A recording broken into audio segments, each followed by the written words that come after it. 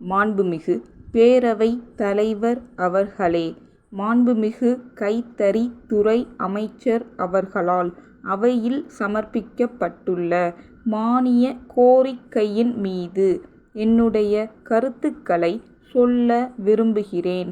கைத்தறித் துறைக்கான கொள்கை விளக்கக் குறிப்பினை பார்க்கும்போது பல்வேறு விதமான சலுகைகள் அளிக்கப்பட்டுள்ளன என்பது தெரிய வருகிறது. இதனால் நெசவு தொழிலையே நம்பி இருக்கும் லட்சக்கணக்கான தொழிலாளர்கள் பயன் அடைவார்கள் என்பதில் எள்ளளவும் சந்தேகம் இல்லை. இருந்தாலும் கூட அன்றாடம் அவர்கள் சந்தித்து வரும் சில பிரச்சினைகளை இந்த அவையில் எடுத்து சொல்வது சால பொருத்தமாக இருக்கும் என்று நான் கருதுகிறேன். நமது அரசானது வறுமை கோட்டிற்கு கீழே வாழும் மக்களுக்கு இலவச வேட்டி சேலைகளை வழங்கி வருவது பாராட்டுக்குரிய ஒரு செயலாகும்.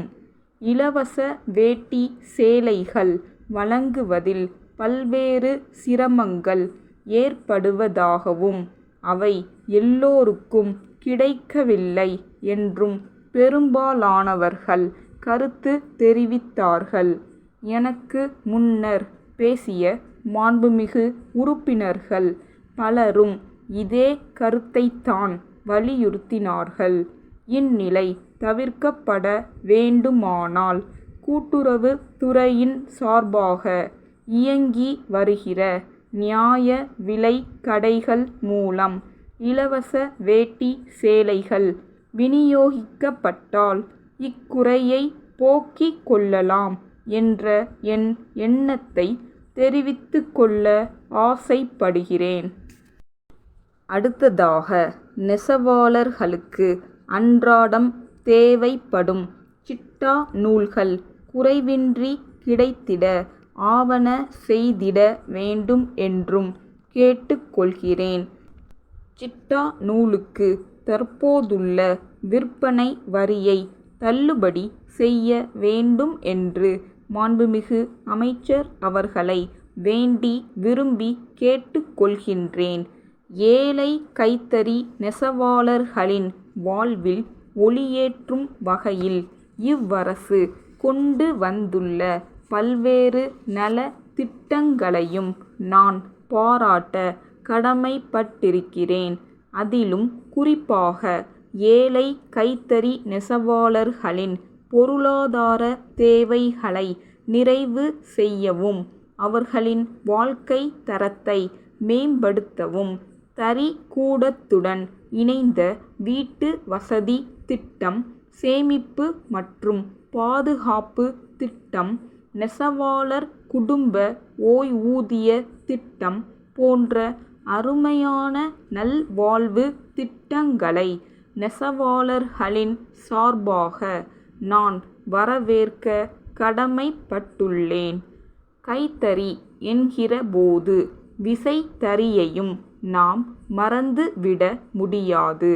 தமிழ்நாட்டை பொறுத்தவரையில் கைத்தறியும் விசைத்தறியும் ஒரு தாய் வயிற்று பிள்ளைகள் போல கருதப்படுகின்றன. எனவே விசைத்தறிக்கு தற்போது விதிக்கப்படும் மின் கட்டணத்தை சிறிது குறைத்து வசூலிக்க வேண்டும் என்று கேட்டுக்கொள்கிறேன். காரணம், விசைத்தறியாளர்கள் அதிக அளவில் மின்சாரத்தை பயன்படுத்தக்கூடிய நிலையில் இருந்து வருகிறார்கள். அடுத்து, தமிழ்நாட்டில் பரவலான அளவில் சாய பட்டறைகள் செயல்பட்டு வருகின்றன.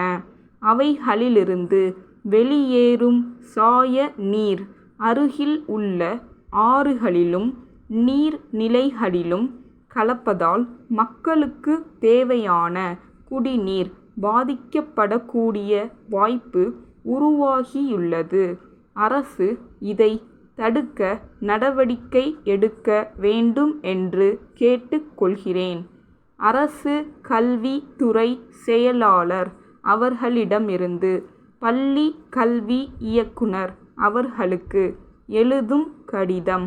ஐயா, சமீப காலமாக அரசு நடத்துகின்ற பள்ளி இறுதி தேர்வுகளில் தேர்வு நேரத்தின் போது மாணவர்கள் ஒருவருக்கொருவர் விடைகளை பார்த்து எழுதுகின்ற நிலை இருந்து வருவதாக புகார்கள் அரசுக்கு வந்த வண்ணம் இருக்கின்றன.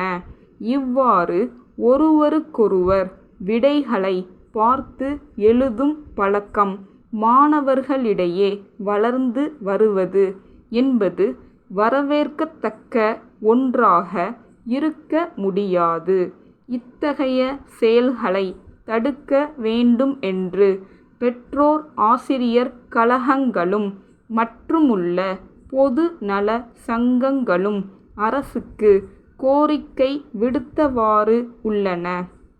அது மட்டுமல்லாமல் ஆள்மாறாட்டம் செய்து தேர்வு எழுதுகின்ற நிலையும் உள்ளது. எனவே இனி வரும் காலங்களில் இம்மாதிரியான நிலை ஏற்படாமல் இருக்க என்னென்ன வழிமுறைகளை மேற்கொள்ளலாம் என்பது குறித்து கலந்து ஆலோசித்து முடிவு எடுக்கின்ற வகையில் ஒரு கூட்டம் நடைபெற உள்ளது. அதில் பல்வேறு மட்டத்தில் உள்ள சிந்தனையாளர்களும் அறிஞர்களும் கலந்து கொள்ள உள்ளார்கள். இக்கூட்டத்தில் தாங்களும் கலந்து கொண்டு ஆலோசனைகளை வழங்குமாறு கேட்டு கொள்கின்றேன். தங்கள் நம்பிக்கையுள்ள